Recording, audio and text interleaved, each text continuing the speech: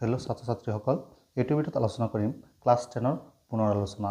অৰ্থাৎ এই পুনৰ আলোচনা কোনকেইটা কুৱেশ্যন 2026 বৰ্ষত আহিব সেইকেইটা বিষয়ে আলোচনা কৰিম। তাৰ আগত তোমালোকক মই দেখুৱাই দিম।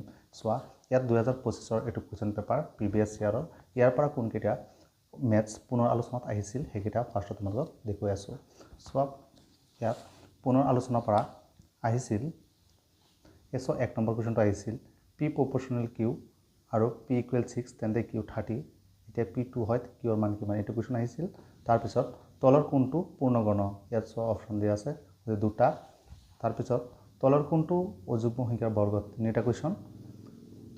তাৰপিছত আহিছিল কুৱেশ্যন নম্বৰ 21টো। চোৱা, 3√8 প্লাছ 3√27 প্লাছ 3√64ৰ মান কিমান হ'ব, এইটো কুৱেশ্যন আহিছিল চাৰিটা। আৰু ইয়াত চোৱা তোমালোকৰ আৰু এটা কুৱেশ্যন আহিছিল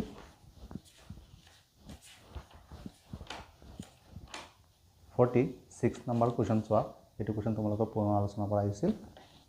উৎপাদকত পকা কৰা, ইয়াত 2 মাৰ্কৰ আছিল। গতিকে চাৰিটা MCQ আৰু ইয়াত এটা একেবাৰে সহজ অংক আছিল। আৰু এইকেইটা অংক তোমালোকে পাৰিবই লাগিব যিকোনো প্ৰকাৰে। গতিকে এইবাৰ মই তোমালোকক 2026 বৰ্ষত কোনকেইটা অংক পুনৰ আলোচনাৰ পৰা আহিব সেইকেইটা মই তোমালোকক কমেণ্ট দি আছোঁ। তোমালোকে ভিডিঅ'টো অলপ স্কিপ নকৰাকৈ ফাৰ্ষ্ট লাষ্ট চাই থাকিবা। চোৱা, পুনৰ আলোচনা লেচন, ইয়াৰ পৰা তোমালোকে চোৱা যোৱাবাৰ এইটো কুৱেশ্যন আহি গৈছিল 4 নম্বৰ, এইটো 25ত আহি গৈছিল। গতিকে এইটো তোমালোকে এইবাৰ নাহে, এইটো চাব নালাগে। আৰু ইয়াত কমন নাই, এইটো অনুৰণি R1। গতিকে R2 তোমালোকৰ কি কমন আছে ইয়াত চাই লোৱা। তোমালোকে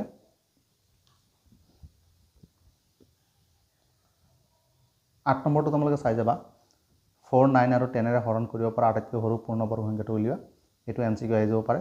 তাৰপিছত তোমালোকে ইয়াত 11 নম্বৰৰ এইটো যোৱাবাৰ আহি গ'ল, এইটো চাব নালাগে। বি নম্বৰটো চোৱা, তলৰ কোনটো এককৰ স্থানত 1 থাকিব, এইটো চাই যাবা। আৰু এইফালে তোমালোকে চি নম্বৰ বহুত ইম্পৰ্টেণ্ট হয়, 18 স্কোৱাৰ আৰু 19 স্কোৱাৰৰ মাজত কেইটা স্বাভাৱিক সংখ্যা আছে, এইটো তোমালোকে চাই যাবা। ডি নম্বৰ তলৰ কোনটো বৰ্গ সংখ্যা নহয়, এইটো চাই যাবা। আৰু ই বহুত ইম্পৰ্টেণ্ট হয়, এইটো কুৱেশ্যন তোমালোকে চাই যাবা। গতিকে ইয়াত কেইটা, ইয়াত দুটা, এইফালে হৈছে এটা। গতিকে ইয়াত কেইটা আছে, কেইটা হৈছে চাৰিটা। তাৰপিছত এইফালে তোমালোকে R3 তোমালোকে চাই যাবা। 9 নম্বৰ কুৱেশ্যনটো চাই যাবা। এটা গণকৰ দিশ 1.2 চেণ্টিমিটাৰ, গণকটোৰ আয়তন কিমান, এইটো MCQৰ কাৰণে চাই যাবা। তাৰপিছত 11 নম্বৰৰ পৰা তোমালোকে 11ৰ কাৰণে তোমালোকে A2 চাবা, B2 চাবা, C চাবা, D চাবা, E চাবা। গতিকে এইটো আহি গৈছে যোৱাবাৰ, গতিকে এইবাৰ নাহে। গতিকে এইবাৰ D বহুত ইম্পৰ্টেণ্ট হয় তোমালোকৰ কাৰণে, D2 চাই যাবা। এইটো হৈছে তোমালোকৰ R3। এতিয়া R4ৰ পৰা তোমালোকে চাই যাবা। চোৱা, R4ৰ পৰা চাব লাগিব তোমালোকৰ 6 নম্বৰৰ পৰা চাই যাবা।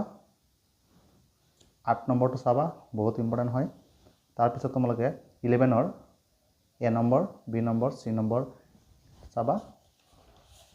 আৰু এইফালে D আৰু E আছে, এইকেইটা তোমালোকে চাই যাবা। তোমালোকৰ এইটো হৈছে R5ৰ পৰা তোমালোকে চাই যাবা। চোৱা, যোৱাবাৰ 2 মাৰ্কৰ কাৰণে আহি গৈছিল 3 নম্বৰৰ পৰা, 3 নম্বৰৰ 2 আহি গৈছিল 2 মাৰ্কৰ কাৰণে, এইটো 2025ত আহিছিল। গতিকে এইবাৰ তোমালোকৰ কাৰণে 4 নম্বৰটো বহুত ইম্পৰ্টেণ্ট হয়, 3, 4 এইবাৰ আহি যাবৰ চান্স আছে। বা 1 চাইবা, 1 আৰু 4 দুটা তোমালোকে চাই যাবা, দুটাৰ পৰা এটা 2 মাৰ্কৰ কাৰণে আহি যাব পাৰে। গতিকে নিশ্চয় তোমালোকে বুজি পাইছা। আৰু এটা কুৱেশ্যন চোৱা, ইয়াত এই 1 নম্বৰ কুৱেশ্যনটো এইটো 2024 বৰ্ষত আহিছিল। মই নিজে মানে ইয়াত উঠাই দিছোঁ এক্সট্ৰাকৈ।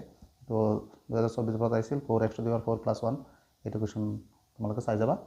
গতিকে ইয়াত 3টা কুৱেশ্যন চাই যাবা, ইয়াত 2 মাৰ্কৰ কাৰণে আহিব। পৰৱৰ্তী লেচনৰ ভিডিঅ' মই দি আছোঁ, তোমালোকে চেনেলটো ছাবস্ক্ৰাইব আৰু লাইক কৰিবলৈ নাপাহৰিবা।